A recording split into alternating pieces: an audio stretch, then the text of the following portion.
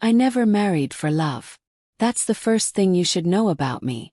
I married because it was the next logical step, because people around me said it was time, because I was tired of being asked when I was going to settle down, and because a man named Daniel appeared at the right time with all the right words and the kind of presence that seemed solid, dependable, respectable. People envied me for finding someone like him. A man with good looks, a steady job, a sense of humor that played well at dinner parties, and an ease with strangers that made him seem born for public life. They thought I had won some invisible lottery. But I knew even on the day I said, I do, that I wasn't marrying him for love. I was marrying him for silence, for the absence of questions, for the illusion of stability. I told myself it was enough, that affection could grow, that maybe love was something you cultivated rather than stumbled into. And for a while I played the role of a wife with conviction. I decorated the house the way magazines said modern wives should. I hosted dinners, cooked when he wanted, laughed at his stories, wore the dresses he liked, and smiled across the table as if we were in on some shared secret. But when I lay in bed beside him, I didn't feel fire. I didn't even feel warmth. Felt nothing. The kind of nothing that creeps into your bones and makes you question whether you're even alive. He'd reach for me at night, and I'd close my eyes, counting the seconds, waiting for it to be over, convincing myself that this was what every marriage eventually became. Routine, transactional, practical. But deep inside, I envied women who spoke about passion, about love, about desire that made them feel like their skin was on fire when their husbands looked at them. I told myself those women were liars. And maybe they were. Or maybe I was the liar, lying to myself every single day. The first crack in the facade came quietly. It was a Tuesday evening late spring, when Daniel came home smelling faintly of perfume I didn't own. I noticed because I was close enough to kiss his cheek, the automatic gesture I'd adopted, and something sharp and floral stung my nose. He brushed it off when I asked. He laughed, told me a female colleague hugged him after a big meeting, that it meant nothing, and I nodded because I wanted to believe it. I wanted to believe that the nothing I felt in my marriage was still safer than the chaos of suspicion. But once the thought planted itself in my mind, it grew roots. I started to notice the way he looked at his phone, the little smile he'd hide, the longer hours at work, the sudden urgency of late-night calls he claimed were business. I should have confronted him then. Maybe things would have been different. But instead I let the silence stretch, pretending I was above jealousy, pretending I didn't care. And then one night, when he thought I was asleep, I saw the reflection of his phone screen glowing against the wall. A message popped up. I read it in reverse in the mirror. Can't stop thinking about last night. When will I see you again? My chest tightened so hard I thought I would suffocate. He smiled as he typed back, his fingers moving fast. His eyes lit up in a way they had never lit up for me. That was the moment I knew my nothing had been replaced by someone else's everything. And the worst part wasn't even that he was cheating. The worst part was realizing that he was capable of love, real, reckless, consuming love, and he had chosen to give it to someone else, not me. He had looked at me, at the woman who gave him her name, her time, her loyalty, and decided I wasn't worth it. That was the betrayal that cut the deepest. I tried to swallow it. I told myself marriages survived worse. But his lies grew clumsier, his absences longer, and the excuses more transparent. I felt myself unraveling in slow motion, my dignity slipping through my fingers. I started drinking at night when he was gone, just enough to blur the sharp edges of humiliation. I stared at myself in the mirror, at the lines forming around my mouth, the dullness in my eyes, and wondered when I had stopped being a woman and become a prop in his performance. The night everything broke was the night I followed him. He told me he was working late, but I knew the lie before he even said it.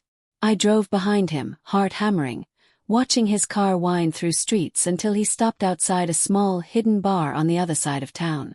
And then I saw her, young, beautiful, carefree. She ran into his arms like she belonged there, like she had always belonged there, and he kissed her with a hunger he had never once shown me. My world collapsed in that parking lot, watching the man I had tethered my life to betray me in the most obvious, shameless way. I didn't cry. I didn't scream. I just went cold, so cold that I felt like ice had filled my veins. After that night I stopped pretending. I stopped being the smiling wife. I started keeping records. Every lie, every late night, every receipt I found in his pockets, every credit card charge that didn't match his story. I built a file, neat and organized, because part of me already knew I wasn't going to let him win. I wasn't going to be discarded like some meaningless chapter in his life. If he thought he could break me, he hadn't realized yet who I truly was. Revenge wasn't immediate. It grew slowly, like a sickness spreading in the dark. At first it was just fantasies. Imagining his face when the truth came out, picturing the woman's tears when she realized he wasn't hers alone, dreaming of ways to burn everything he cared about to the ground. But fantasies weren't enough. They never are. Reality demanded something sharper, something permanent. I started with her. Her name was Allison. I learned where she worked, where she lived, what kind of coffee she ordered every morning. She was young, barely out of college, working as an assistant in his firm. She looked at him like he was the sun, like she was orbiting him and couldn't survive without his light. I wanted to hate her, but part of me hated myself more. Hated that I had been so empty inside my marriage that another woman had been able to slip in and take my place. Still, she became part of the plan. I didn't confront her directly. That would have been too easy, too emotional. Instead, I planted seeds. I created an anonymous email, sent her screenshots of his credit card bills that showed charges at hotels she didn't know about, nights he wasn't with her. I watched from a distance as doubt began to creep into her eyes, as the smiles in the photos she posted online became tighter, less certain. I knew the cracks were forming. I knew what it felt like to live in that half-light, wondering if the man you loved was lying to you. I wanted her to feel it. I wanted her to drown in it. But Daniel was the real target. For him, I had to be patient, meticulous. Divorce would have given him freedom, a clean break, maybe even sympathy if he spun the story right. No, divorce wasn't enough. I wanted him ruined. I wanted him to lose everything he valued. His career, his reputation, his precious sense of control. So I dug deeper. I went through his files when he wasn't home, copied contracts, financial records, anything I could use. And that's when I found it. Evidence of shady deals, kickbacks, money funneled into accounts he never mentioned. He wasn't just a cheating husband. He was a criminal. I held that knowledge close, like a weapon I wasn't ready to unsheathe. Because revenge isn't just about striking back. It's about timing. And my timing had to be perfect. The rest of the story is where everything unravels and sharpens at the same time. Once I had the evidence in my hands, I felt a strange kind of power surging through me. For so long I had been the silent wife in the shadows, the one who smiled while swallowing suspicion, who played the role everyone expected. But now, in the quiet of my living room, staring at the bank records and contracts, I realized I was no longer powerless. I could destroy him. Not just emotionally, not just personally, but publicly, legally, professionally. Daniel had built his entire identity around being the successful, polished man everyone admired. If that facade shattered, he would have nothing left. But the thought didn't satisfy me as much as I thought it would. It wasn't enough to simply expose him. No, he had to feel the same kind of nothing he had left me with. He had to sit in the ruins of his life and understand that I was the one who pulled the strings. That was the only way I could breathe again. The first step was to make him comfortable. I went back to playing the part of the supportive wife. I asked about his day, cooked his favorite meals, laughed when he cracked the same tired jokes. I even touched his arm at dinner, the way I used to when we were first married, just enough for him to believe I was still under his spell. The truth is, men like him never expect women like me to fight back. They believe our silence is weakness. They believe our loyalty is endless. He never suspected that behind my polite nods and gentle smiles, I was memorizing every detail of his downfall. Meanwhile, Allison was unraveling. I saw it in the way she posted cryptic quotes online, in the way her perfect curls turned into messy knots, in the dark circles under her eyes in the photos. I knew Daniel was lying to her the same way he had lied to me. He probably promised her things, told her she was the only one, painted me as some cold, loveless wife who didn't understand him.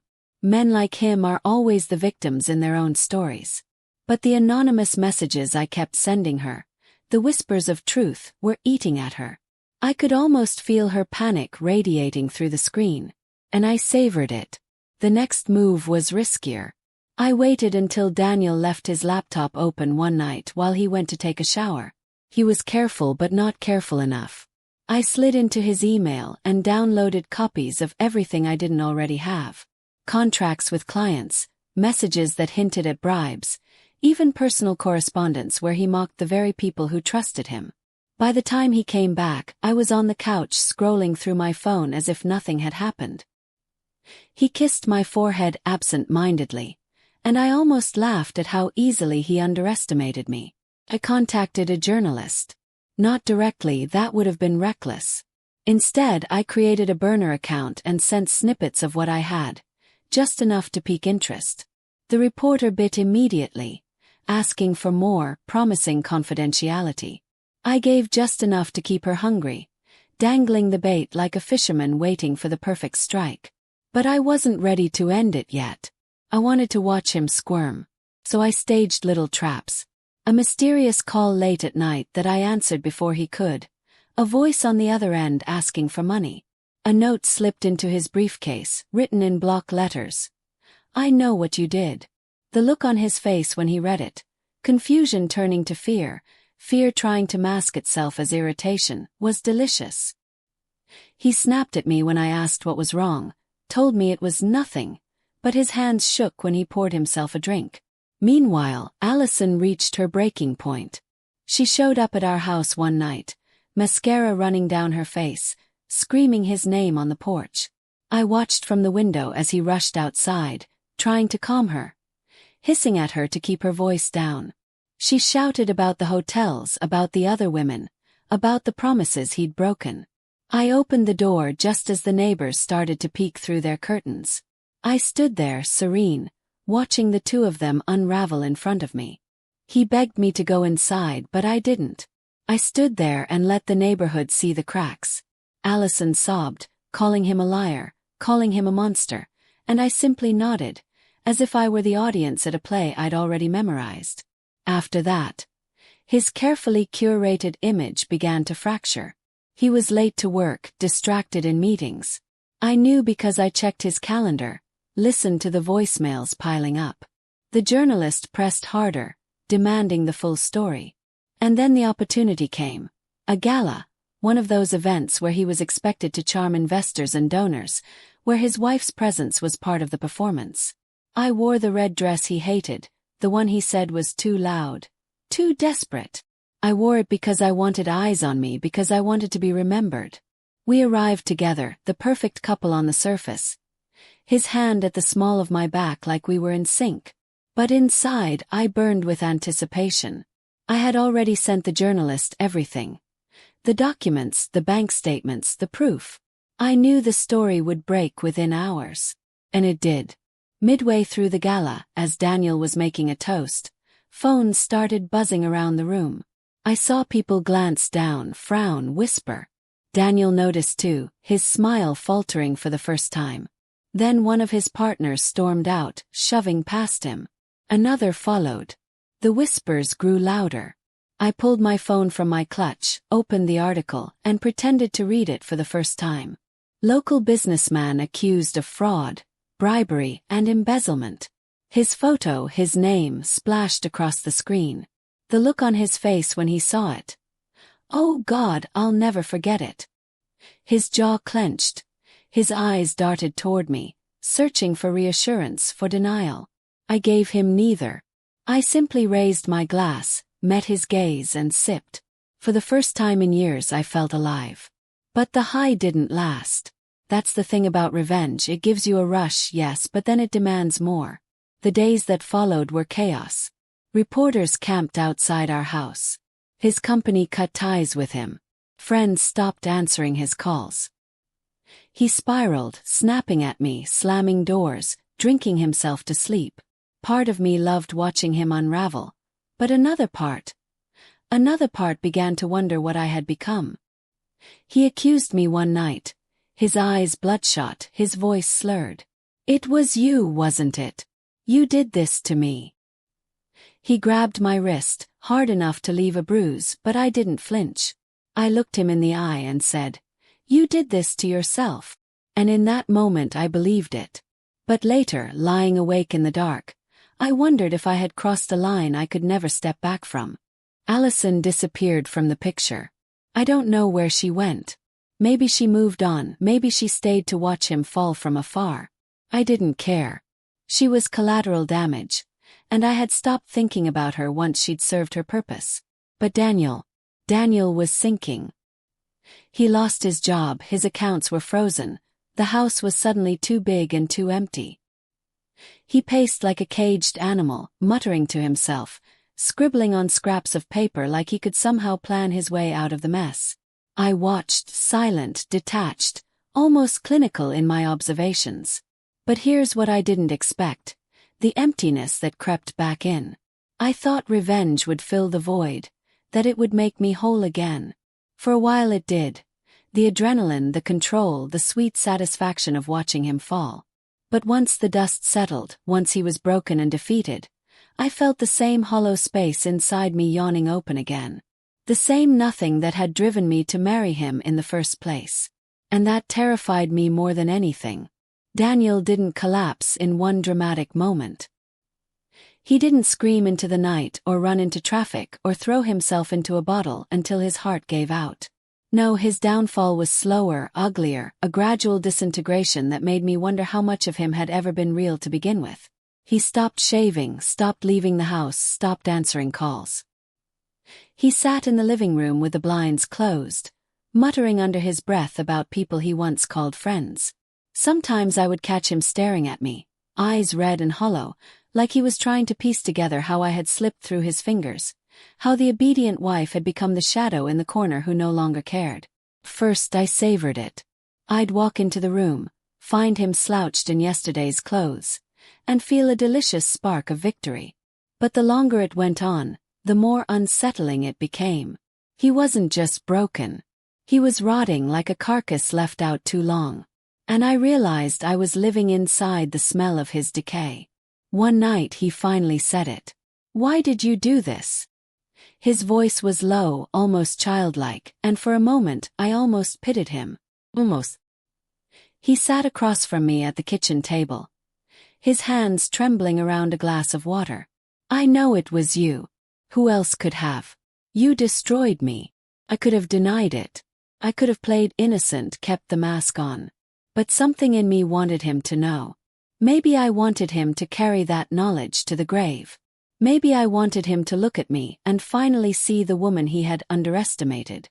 So I leaned forward, folded my hands on the table and whispered, "Yes, I did." The silence that followed was heavier than any scream. His face twisted, not with rage but with something worse, realization. He nodded slowly like he was doing the math, like he was piecing together every moment he'd ignored me, every lie he told, every kiss he gave to someone else, and seeing how it had all led here. "You're a monster," he finally said. Smiled. "Takes one to know one." He didn't hit me. He didn't yell. He just stood up and walked out of the room, and that scared me more than any violence could have. Because I didn't know what he would do next. The next morning he was gone. His car wasn't in the driveway. His phone sat abandoned on the counter. For a moment panic shot through me. Not because I cared where he went, but because I realized if he disappeared completely, my revenge would feel unfinished. I wanted to see him to the very end. I wanted closure. So I tracked him the way I had before. His credit cards were useless now, but I still had access to the GPS on his car. He'd driven to a motel on the edge of town, the kind of place with flickering neon signs and peeling paint. I drove there that night. The air smelled of gasoline and stale beer.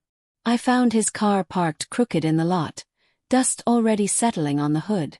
I stood outside his room for a long time, listening to the faint sound of the TV through the thin walls, listening to him cough, listening to the slow creak of the bed when he shifted. And for the first time since this all began, I wondered if I had gone too far. He wasn't the man who betrayed me anymore. He was something less, something pathetic, and standing there in the darkness, I couldn't tell if destroying him had resurrected me or killed something inside me I hadn't even known was alive. I didn't knock. I left him there, in that cheap room with the broken air conditioner and the buzzing fluorescent light, because maybe that was worse than anything else, knowing that I could be inches away and still deny him the confrontation he wanted. 2 weeks later they found him. Not dead, not yet, but unconscious in that same motel room, pills scattered across the nightstand. He survived, barely, and was sent to a rehab center. His name was mud in the press. His accounts were drained by lawsuits. His so-called friends were nowhere to be found. He was alive, but he was nothing. And me. I thought I'd feel triumphant. I thought I'd feel clean. But what I felt was hollow. I would wake up in the big empty house we once shared, the silence pressing in on me, and realize that without him to destroy, I had nothing left to live for. The revenge had become my purpose, and now that purpose was gone. People sometimes ask me, well, not out loud but with their eyes, with their whispers, if I regret it. If I regret tearing his life apart piece by piece instead of just walking away. And the truth is, I don't know. Part of me thinks I had no choice, that if I'd left quietly, he would have moved on, kept smiling, kept lying, kept loving someone else with the passion he never gave me. He would have lived untouched while I drowned in the nothing he left behind. My revenge gave me air when I was suffocating. But another part wonders if I burned down more than just him. Because here's the truth I didn't see until it was too late. Revenge doesn't end with them. It seeps into you, fills your veins, twists your reflection until you don't recognize yourself. I don't see the woman who once dreamed of love when I look in the mirror. I see a ghost, a creature born out of betrayal, fueled by anger, kept alive only by destruction. And now that the destruction is complete, I don't know what's left of me. Sometimes late at night I dream of that parking lot, of watching him kiss Allison with the kind of hunger he never had for me. I wake up shaking, my chest tight, the taste of bitterness thick on my tongue. And I wonder, if I had loved him, if I had let myself love at all, would things have been different? Or was I always destined to become this? I married without love. I lived without love. And in the end, I avenged myself without love. That is the truest betrayal of all. Not his. And so I sit here telling you this story, not because I want your sympathy, not because I want your judgment, but because I need you to understand something. Revenge doesn't bring peace. Doesn't heal. It doesn't close the wound. It widens it, deepens it, makes it part of who you are. I thought I could destroy him and walk away whole. But the truth is, when you set out to ruin someone else, you carry the ruins with you. Daniel is gone now. Not dead, but gone in every way that matters. And I am still here, surrounded by silence, by emptiness, by the ashes of a life I thought I could control. I tell myself I won, but when the house is quiet and the nights stretch long, I can't shake the question that lingers in the dark. If revenge is all that's left of me, did I really win it all?